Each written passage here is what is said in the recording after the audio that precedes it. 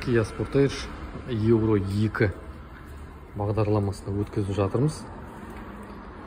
Бұл жерде компьютер SIM 2 241 деген өте қиындау компьютер. Егер дұрыс прошивкасын құймасаң, ұйықтап қалады. Ұйықтап қалғасын өте қиын жағдайға әкеліп соғуы мүмкін.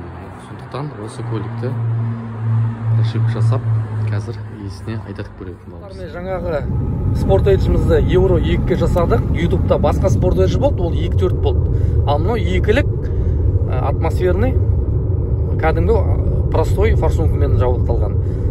Иесінің айтқаны бойынша кішкене жеңіл болды дейді. Қалай болды жалпы? Жеңіл болды, тартысы да бәрі. Абайла түйелер жатыр алдымызда.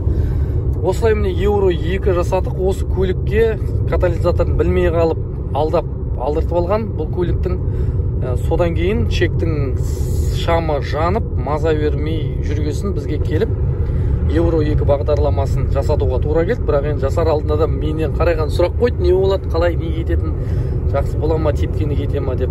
Енді бізде механика, автомат емес. Сондықтан механикаға да Euro 2 прошивкасын жасап берген болатынбыз. В общем, жақсы ғой да, көңілің шықты ғой? Шықты. Болды. Сол көңілден шықса болды жұмыс. Баршаңызға сәттілік, достар. Келесі жүздескенше дейін